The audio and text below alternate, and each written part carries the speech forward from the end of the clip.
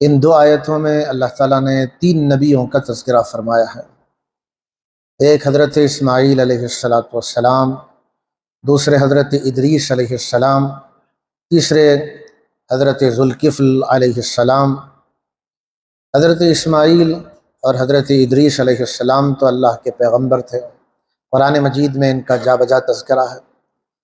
مفسرین کے درمیان حضرت ذوالکفل کے بارے میں الگ الگ رائے ہے۔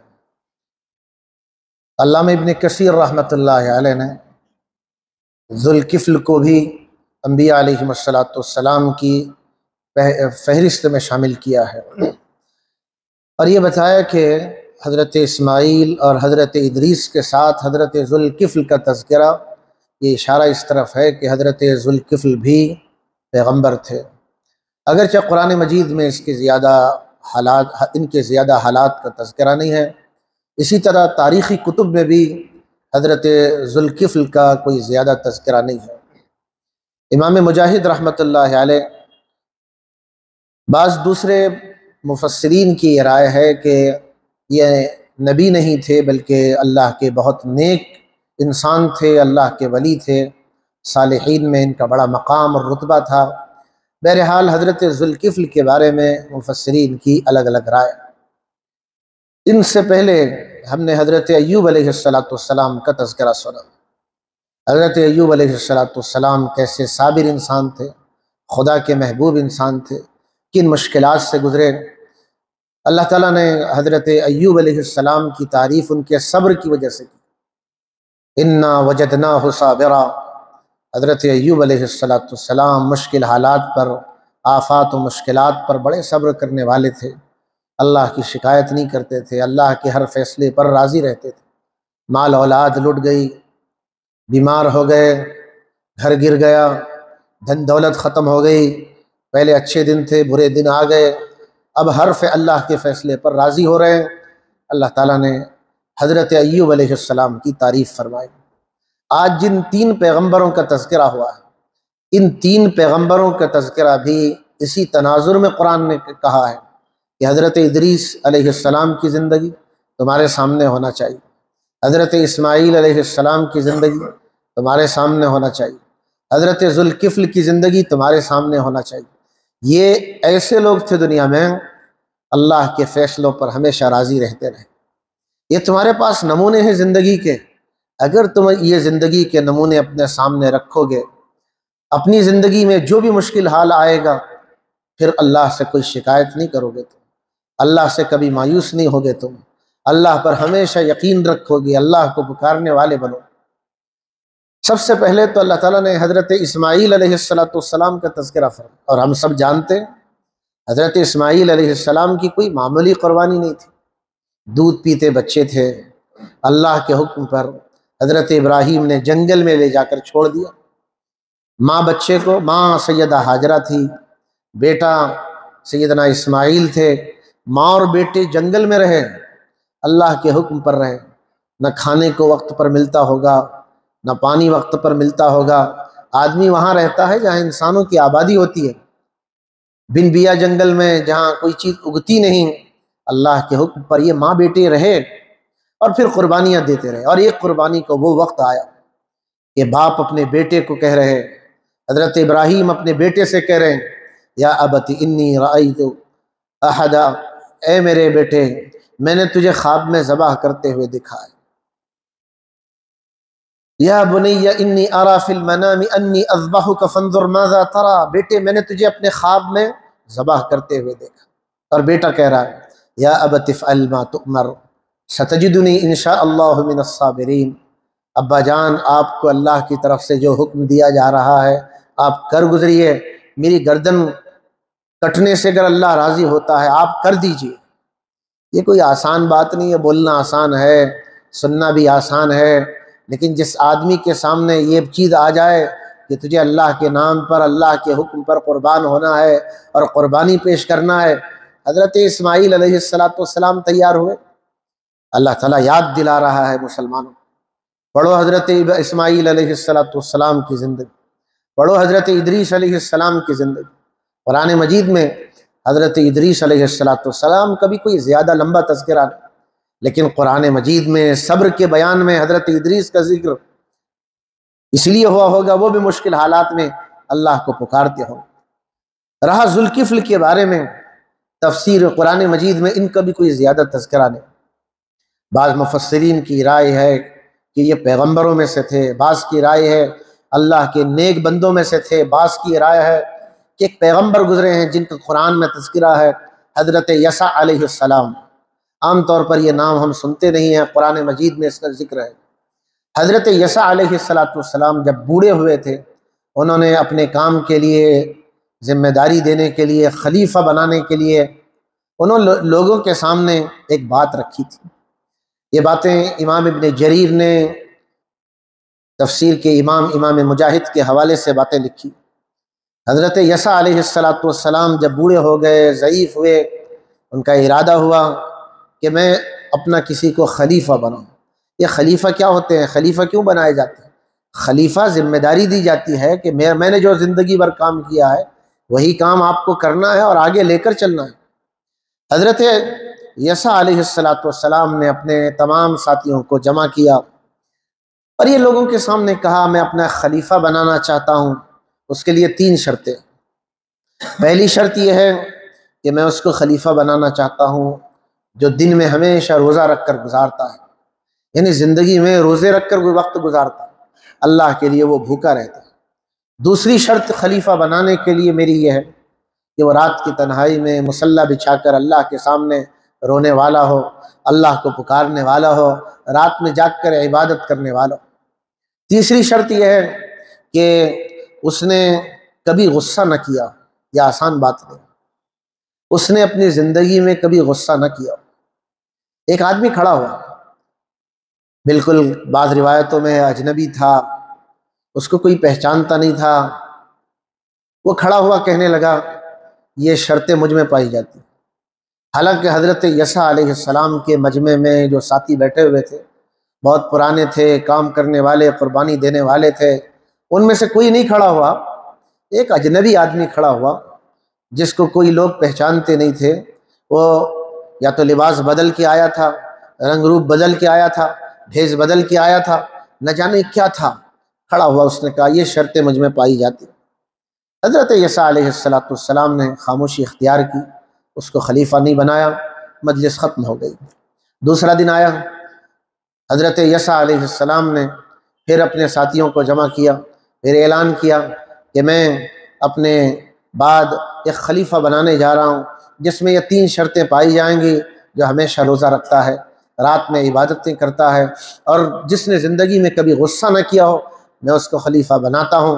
کوئی ہے یہ 3 شرطوں والا تو کھڑا ہو جائے۔ مجمع میں پھر سناٹا چھا گیا۔ کل جو آدمی کھڑا تھا پھر دوبارہ وہی کھڑا ہوا، اس نے کہا یہ شرطیں مجھ میں پائی جاتی۔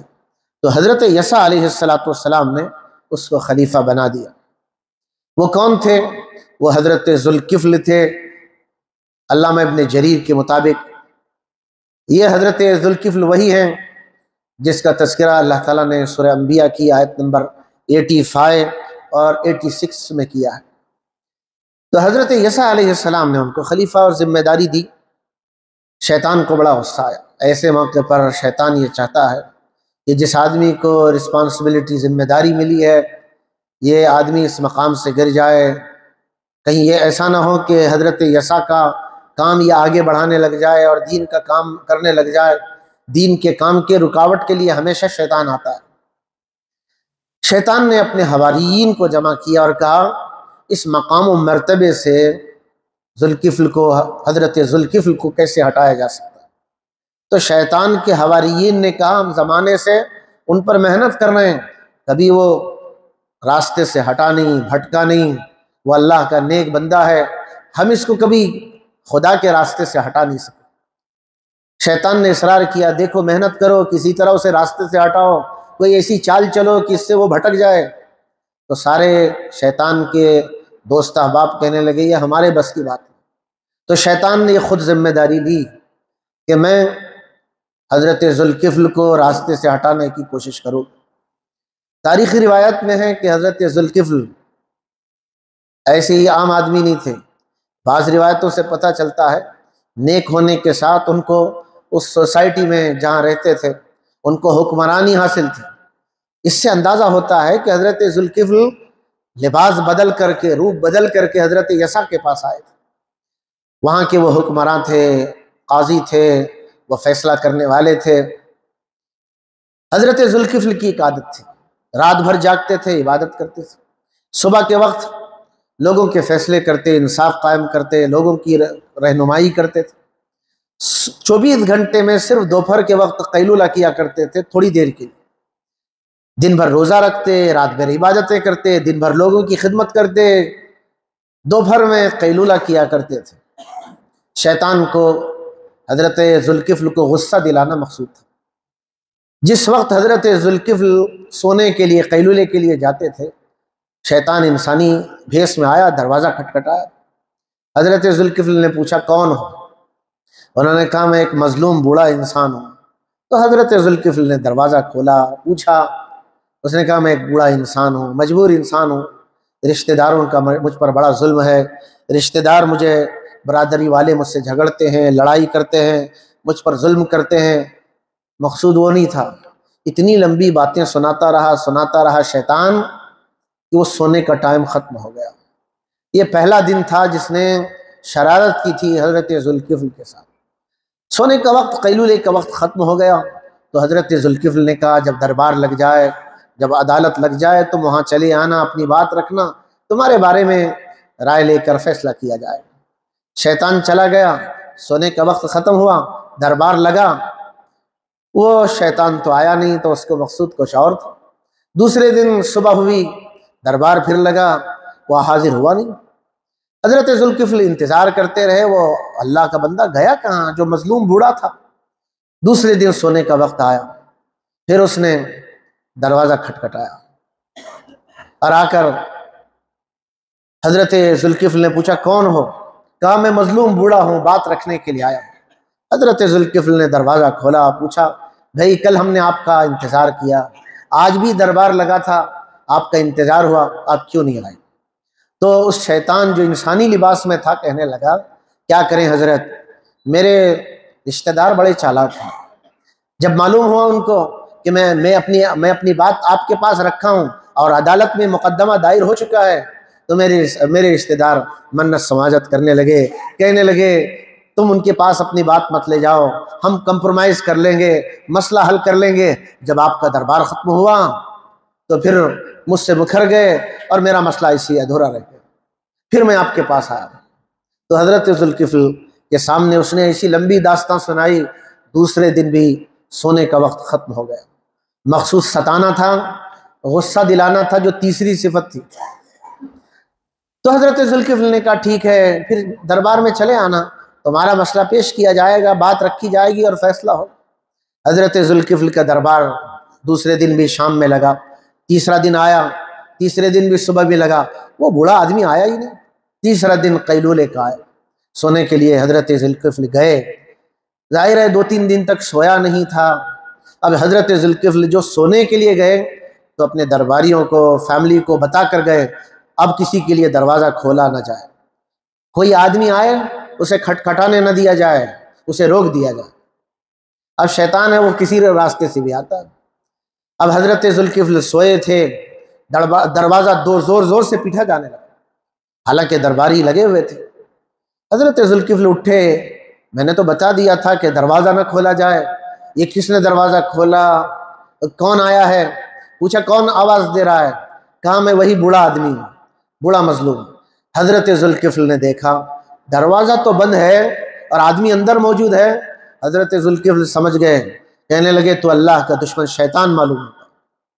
اس وقت اس نے کہا ہاں میں انسان نہیں ہوں، میں شیطان ہوں، انسان کے روپ میں آیا آپ کو ستانے کے لیے، غصہ دلانے کے لیے، تاکہ حضرت یسع نے جو 3 شرطیں رکھی تھی ان 3 شرطوں میں سے ایک شرط سے آپ محروم ہو جائے۔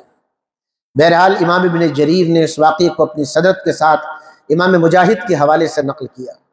قرآن مجید کی اس آیت میں حضرت ذوالکفل کا تذکرہ ہے کہ حضرت ذوالکفل کی زندگی تم پڑھو، کیسے غصہ پینے والے تھے، کیسے برداشت کرنے والے تھے۔ اللہ تعالیٰ کے یہاں وہ بندے پسند ہیں جو صفات میں اعلیٰ درجے کے ہوتے ہیں۔ یہ جو تعریف ہو رہی ہے حضرت اسماعیل کی، حضرت ادریس کی، حضرت ذوالکفل کی، یہ صفات پر تعریف ہو رہی ہے۔ گویا کہ یہ کیوں سنایا جا رہا ہے؟ یہ قرآن پڑھنے والوں کو سنایا جا رہا ہے دیکھو اللہ کے یہاں قدر و منزلت ملتی ہے صفات میں۔ جو آدمی جتنا صبر کرتا ہے، جتنی قربانیاں دیتا ہے، اللہ کے لیے جتنا جیتا ہے اور مشکل حالات کو برداشت کرتا ہے، ایسے لوگوں کی اللہ کے یہاں قدر ہوتی ہے۔ وَإِسْمَاعِيلَ وَإِدْرِيسَ وَذَوالْكِفْلِ، یاد کرو اسماعیل کو، ادریس کو، ذوالکفل کو، کل من الصابرین، یہ ہر ایک صبر کرنے والوں میں سے۔ یہ تعریف کون کر رہا ہے؟ یہ تعریف اللہ کر رہا ہے، اور اللہ تعالیٰ کیا فرما رہے ہیں؟ کل من الصابرین، ان میں سے ہر ایک صبر کرنے والے تھے۔ صبر کے بدلے ہمیں نے کیا دیا؟ وَأَدْخَلْنَاهُمْ فِي رَحْمَتِنَا، ان سب کو ہم نے اپنی رحمت میں لے لیا۔ اللہ جس کو اپنی رحمت میں لے لے، اب اس کے لیے آسانیاں ہی آسانیاں ہیں۔ وَأَدْخَلْنَاهُمْ فِي رَحْمَتِنَا، ہم نے ان سب کو اپنی رحمت میں داخل کر لیا۔ پھر اللہ تعریف کر رہا ہے اِنَّهُمْ مِنَ الصَّالِحِينَ، یہ سب اللہ کے بندے نیک لوگوں میں سے تھے۔ اللہ تعالی ہمیں سمجھنے کی توفیق عطا فرمائے۔